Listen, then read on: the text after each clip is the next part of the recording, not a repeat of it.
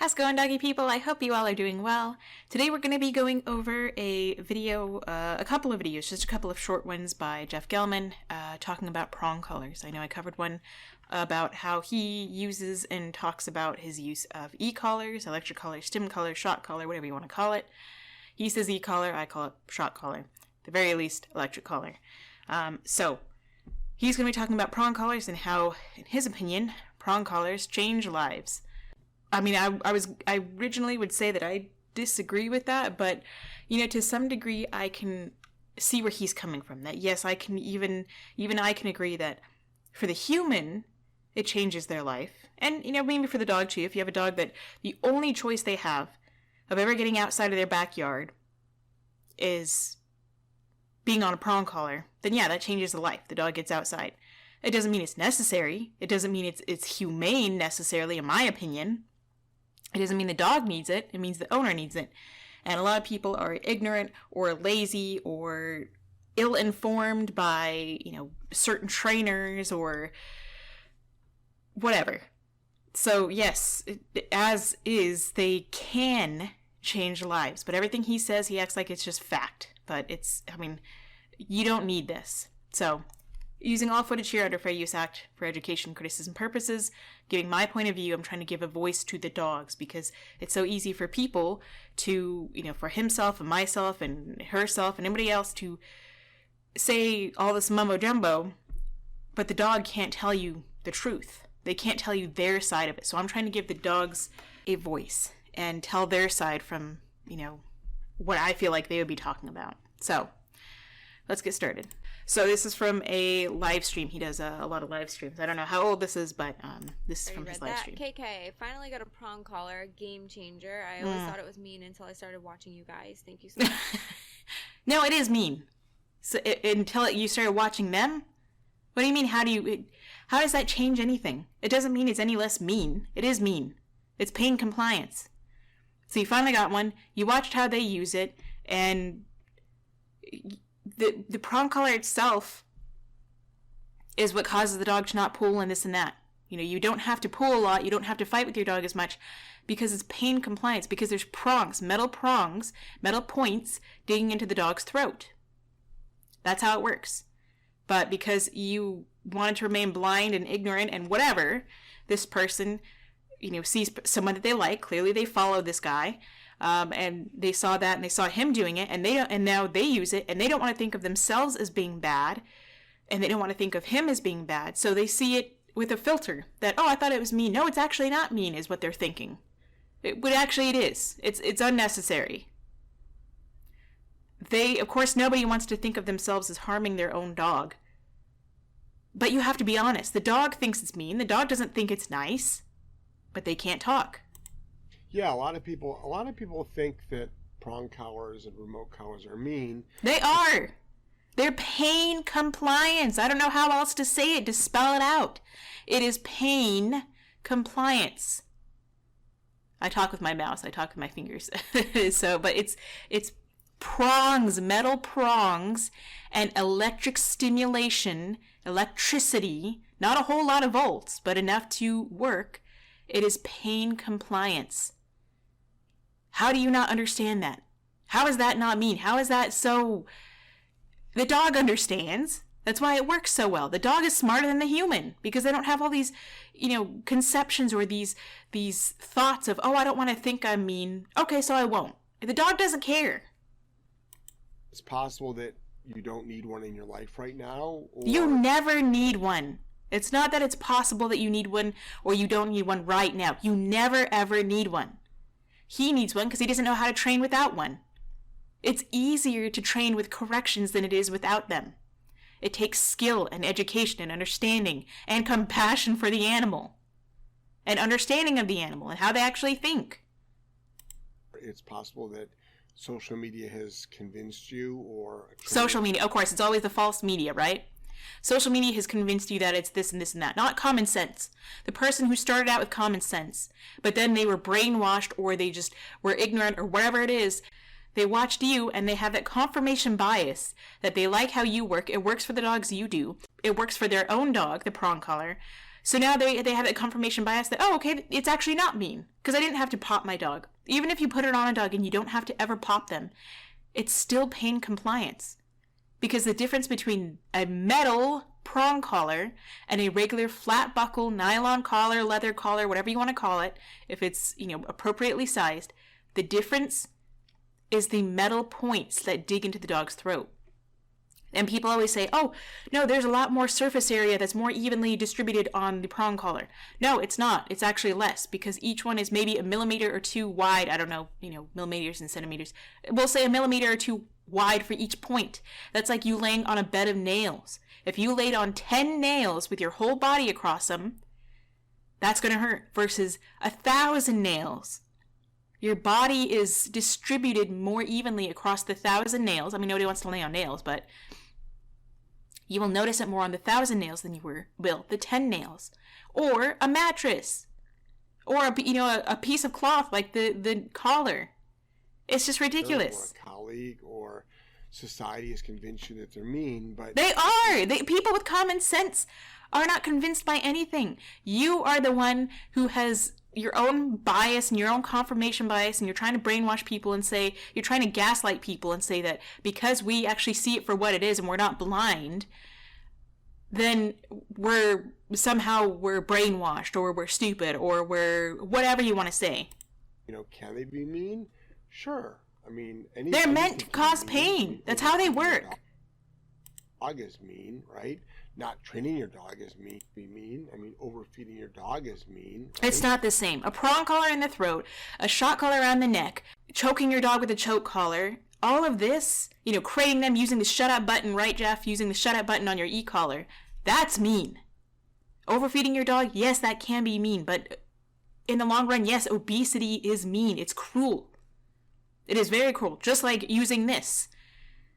However, you cannot equate it to the same because it's not the same. Don't try to, sidetrack this into, not taking your dog for a walk is mean. Yeah, it is mean. Those are things that can change. But you're not putting something physical on the dog's body that is meant to cause pain to get the dog to comply and do what you want. Not training your dog is mean. Not training your dog. I mean, that's his opinion. All of this is his opinion. Not training your dog is mean, so it equates to using a prong collar on them is not mean. You're an idiot. Depending on the situation, not training your dog, yes, that can be a problem. I mean, dogs are perfectly trained to be dogs. Why do we try to make them into humans?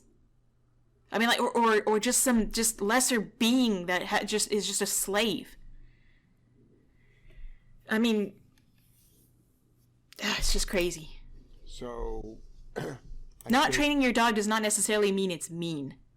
There could be, there's 1,000 different reasons for why. Again, if you don't train your dog, but you don't care that they act like a wild animal, or just a regular dog, or they're just, slow and just chill, then okay, that's your prerogative. And just because they are untrained and you decide to train them, say 5 years down the line, they're 5 years old, that doesn't mean that you need a prong or an e-collar or choke collar or shock collar or whatever. It just means that you have that much more work to catch up on. And either way. The thing is that prong collars look horrific. They are. Barbaric.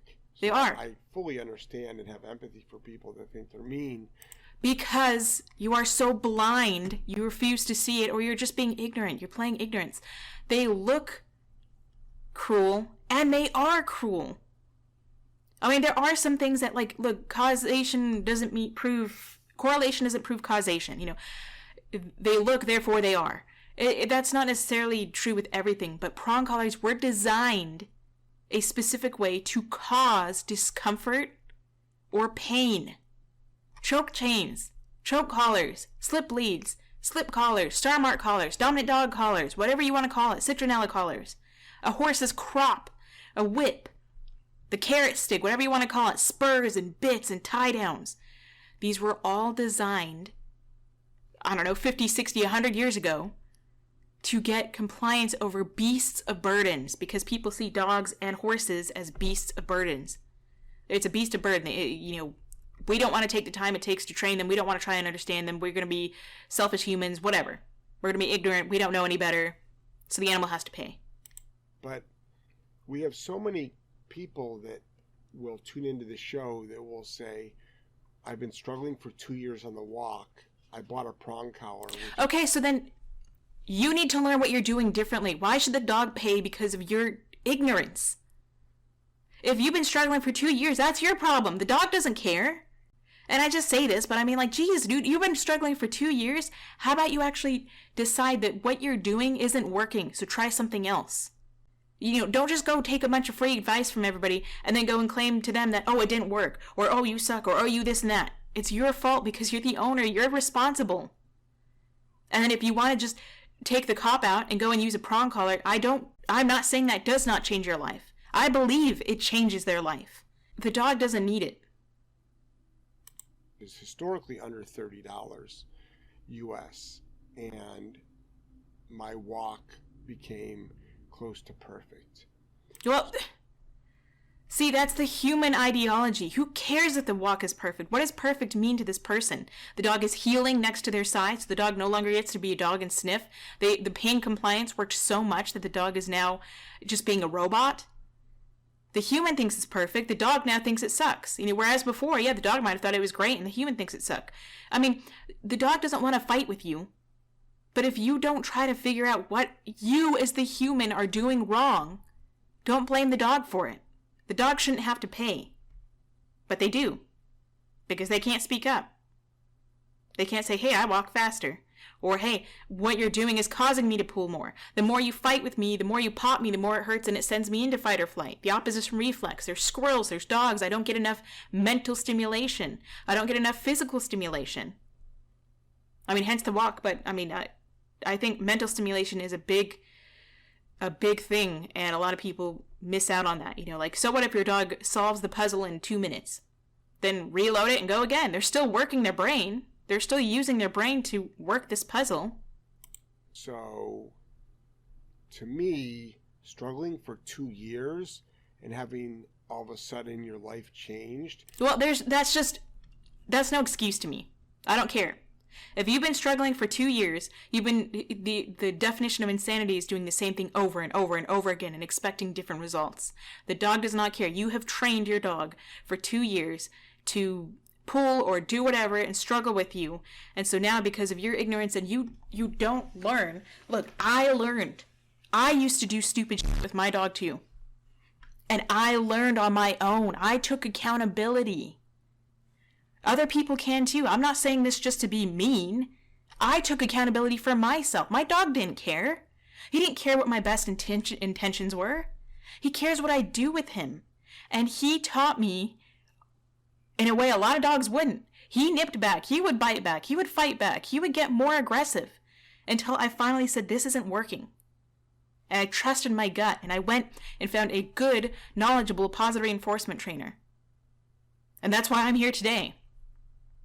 So there's no excuse. I'm not saying that you have to listen to me by any means. I know this is like a very harsh, I'm using the energy I have for Jeff, and I'm just kind of putting it out there towards everybody else. Like, I don't mean this spunky attitude towards anybody else. I want people, I don't want trainers to feed into the naivety or the ignorance of owners and say, oh, just because you're just your average dog owner, you haven't trained dogs for, I don't know, 100 years, or you haven't gone to school or anything. You can learn, and you don't even have to pay for it. I mean, like, you can, there's so many free sources out there. You just have to be careful what you're looking at for free source, you know. If there's only one thing I could ever say, put yourself in your dog's position, and if you wouldn't want it done to you, in the same context of your dog, then don't do it to your dog. Or do. I mean, again, I can't control everything. So I'm just saying, I'm not saying everybody who uses a prong collar is horrible, but just the way he's explaining it, that, you know, this person is I struggled with my Shiba, and you know what, he didn't care. I learned. I said, this isn't working, and I tried something different. Everybody else can think that too. You need to hold accountability of yourself as an owner and work to help your dog. And in this case, if the prong collar helped the dog to be able to go for walks, then great. I mean, I hope that you can move away from that. Don't rely on these tools and call them for what they are. It's pain compliance. It's a correction collar. In 30 seconds. Okay, 30 seconds. So if you've been struggling for 2 years and now you have 30 seconds of, how did that 30 seconds happen? Did the dog get to the end of the leash and you popped it really hard? And it had such a harsh correction that after 2 years of pulling, one harsh correction is enough to make it a quote-unquote perfect walk?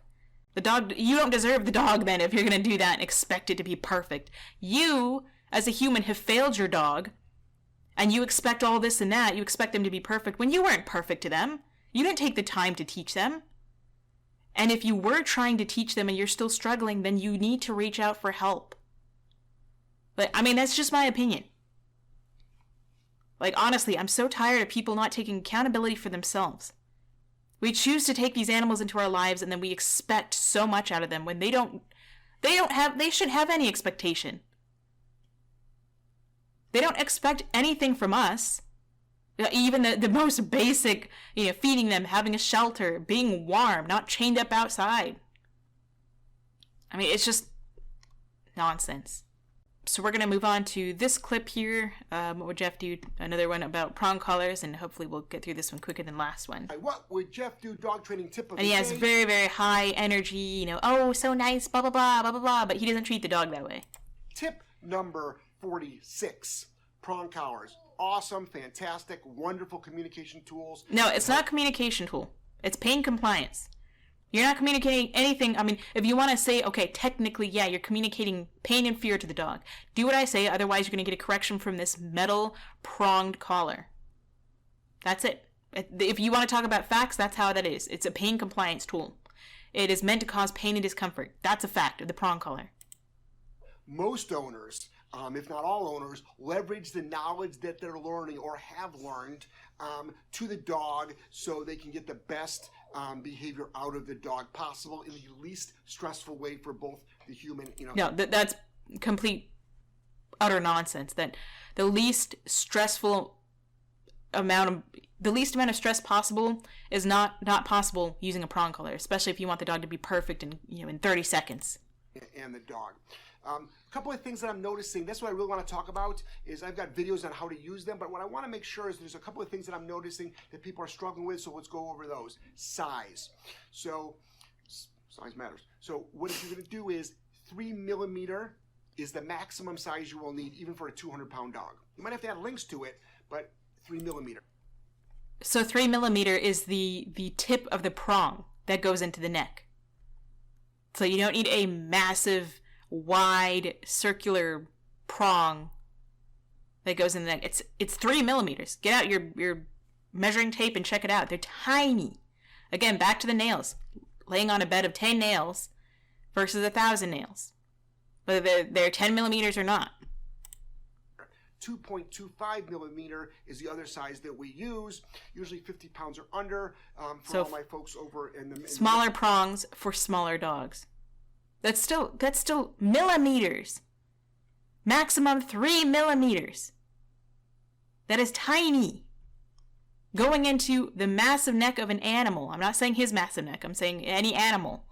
And even if it's not a massive dog, compared to the amount of surface area, it's the point of my mouse here. The very tip of my mouse going into your neck.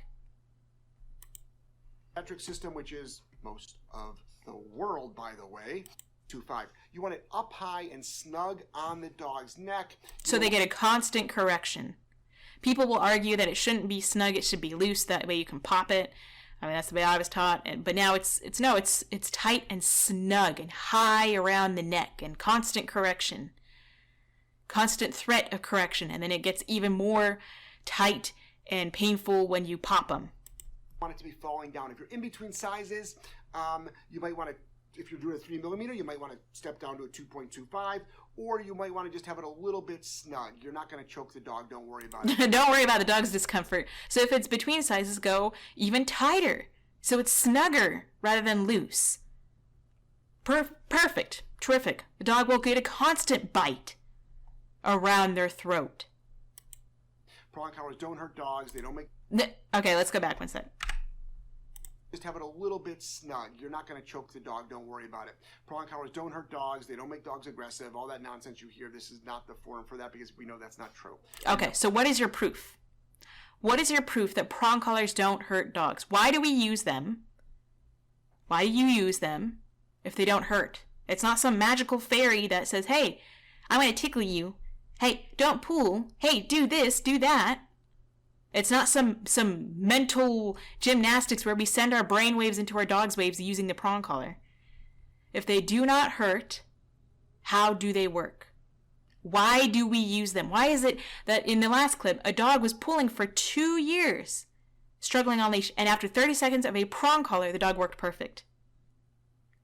How does it work if it doesn't cause pain? How could you stop a dog after pulling for 2 years in 30 seconds like that with the use of this tool? But they don't hurt. The whatever feeling of the prong collar was so reinforcing to the dog that it made them want to stop pulling.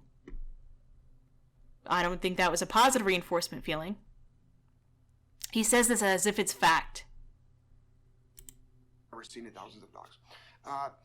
It doesn't make them more aggressive. I have proof that my own Shiba became more aggressive after using a prong collar for 6 months. He has a damaged trachea, a collapsing trachea because of that. When he was 6 months old, I went to a choke chain because I followed stupid trainers that followed the same techniques that he does. And the choke chain didn't work, so we upgraded to the prong collar. And I used it and I yanked and cranked because he was reactive and it made him worse and worse, and I didn't want to, but I didn't know what to do. And you know what? Eventually I said, this isn't working. It took me 6 months to figure it out, but finally I said, you know what? This isn't working. So I talked to a trainer, a professional. They were at Petco, but albeit still a professional based on her knowledge. She helped me get out of that. And she reinforced that, yes, you don't need this nonsense. So I'm eternally grateful to her. This shit hurts. Don't lie to the public. This is the whole problem. He's going to gaslight people like me and try to tell you that I'm, I'm just lying and blah, blah, blah, nonsense. Okay. If he were honest about it, I would have that much more respect for him. But I have zero. I have negative respect for him.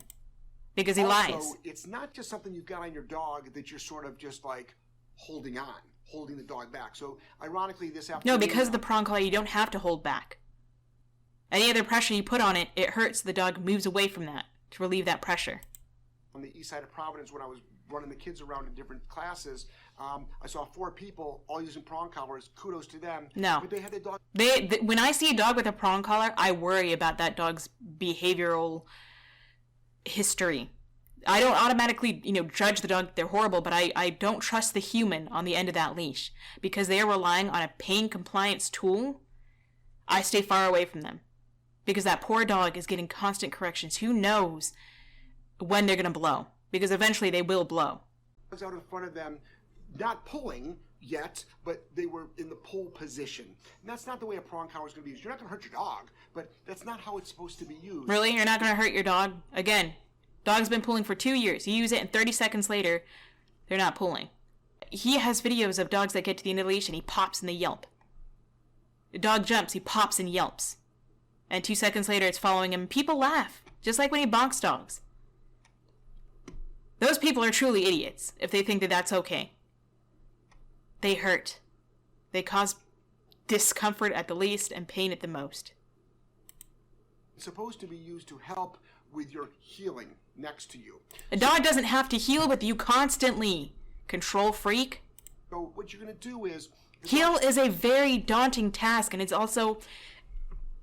like walking is learning to ride a bike.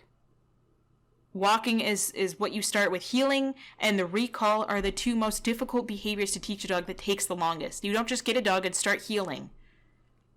We're not in the military. Let your dog be a dog and have some leash. That's why we have a 6-foot leash. It should be at your left, at your right, next to you. Don't let the dog pull on it. If you're letting the dog always pull on it, you're using it wrong. So what you want to do is you want to be able to give information to that dog in a quick way. You're not pulling the dog back. No, you're popping. going slack to pop, and it jerks into the dog's neck, and it hurts more. If the dog is pulling at a heel, he's not ready for heel yet. Let him learn how to walk on a loose leash without the prong collar, and then you can work to heel. That actually can agitate your dog. It's that pop. It's that quick pop. So that's more painful, possibly, more startling. We ambush the dog with a pop out of nowhere, then a constant pull, because the dog learns to ignore the pulling and the pain. Just because they're pulling through a prong collar doesn't mean they don't feel it. But it's driving them to move forward. They're trying to get away from that pressure. So you ambush them with a pop. And he says it as if it's like, it sounds nice. No, it's meant to cause pain. Martingale. So it's a quick pop. Speaking of a martingale, make sure that you've got a D-ring. The leash is on the D-ring, which is the ring that spins around. Then there's the dead ring, which doesn't spin around.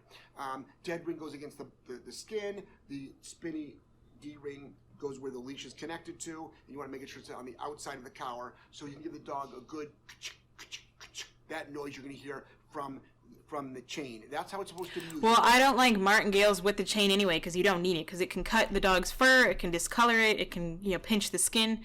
You just use a cloth martingale. You don't need the people say that that's like the noise of the correction. If that doesn't work, which usually it doesn't, then you're just popping your dog that way, and it can still hurt. Not as much as a prong collar. It's supposed to be this. So it's not just pull. It has to be pull and release. Pull and release. Pull and release. Pressure and release. Do that prior to the dog pulling. Prior to the dog, lunging. You want to be. So it's like he says. It's like the pre-correction, the pre-walk correction. So before the dog even thinks to do anything, you pop him, you correct him. And then the dog is so confused and afraid to do anything for fear of that correction that they don't try it.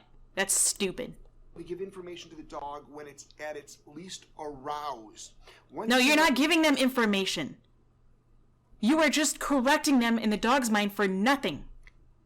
So you're creating a fearful relationship with your dog. Your dog is becoming fearful and afraid to do anything. They could have been looking at a child and you correct them and then they think, oh, I shouldn't look at children. They're bad. Or they could think, because I was looking at this child when I felt this correction, they are bad. Aroused states, so someone's drunk, they're doing drugs, they're not receptive to your information. Dogs are not, when they're in an aroused state, I don't compare them to someone drunk or doing drugs. Usually, if they're in an over-aroused state, they're super excitable, they're frustrated, or they're fearful. Most of the time, they're going to be frustrated or fearful. And the more pain you cause, the worse you make it. The conversation happens prior to that. But we don't have a conversation with dogs like we do a drunk person. Thinking about maybe lunging, or they're thinking... Then if you have a dog that's thinking about lunging, that's when you need to stop and increase your distance. You need to create space. You need to make your dog feel safe and let them know they can trust you and start working there. If there's a 4-lane street, and there's a sidewalk here and here, and you're over here on lane 2, and there's 2 more lanes over here, and your dog gets excited, then you move over to this lane. And if they're still excited, you move over to the sidewalk. I mean, don't go walking in the middle of a street, but this is just for example. And when your dog is calm here, that's where you start. And over time, you can get closer if you wish to. You may not wish to get that close. But you don't just go popping them ahead of time as if to say, don't even think about reacting. Because the dog reacting is actually communicating to you. The dog is trying to tell you, I'm nervous, I'm over threshold, I'm frustrated, I'm in pain, whatever. About pulling. That's how you want to use it. So, number 1, use the right size, fit it correctly, and use it in the proper way it was designed to be used, which is keeping a dog in heel next to you on the walks as far as that. That's not the way it was only designed to work. It was designed to train a dog for anything. I mean, they use it for dogs for obedience and for sit. It wasn't just to heel. And even so, there's so many other ways you can do it now because that was designed 50 or 60 or 70 years ago. It's obsolete now. We don't need that now. So anyway, I've been screaming enough. I didn't expect this video to go probably as long as it was. I thought it was going to be a short one, but I just got really, really energetic and sassy. I'm so tired of this nonsense that we can't hold owners accountable. I held myself accountable before I was ever even anywhere close to being a trainer. You gotta listen to your dog. I mean, like, to me, if I see someone listening to their dog and they show their dog respect, that is the best thing I could ask for. The best relationship possible. But who cares what I think? I mean, honestly, like, you don't have to care at all what I think. You can continue to think I'm just a nobody and I don't know what I'm talking about, and that's fine. You have a right to your opinion. You know, you have a right to, people say that I trash on other people, so they have a right to trash on me. You're absolutely right. You have every right to do that. I'm not saying you don't. But I have a point of why I'm not trying to trash on them. I'm trying to hold people accountable, and I'm trying to clear up the lies about how prong collars don't hurt. They hurt. That's the fact of how they were meant to be used. They're not necessary. So, this was a really sassy one. I hope I didn't scare too many of y'all away. I hope you enjoyed this. I'll be adding more of the requested videos coming up here soon after this one. So let me know what you think of this video. Go give your little fluffy, feathery, watery, scaly, reptilian, colubrids, snakes, whatever. Give your little ones, or an ant if you have an ant farm, or a tarantula. Those are a little more creepy on my end, but hey, no judgment. Go give your little ones, even if they're human too. Give your little ones a little hug and kiss and a little love and say hi.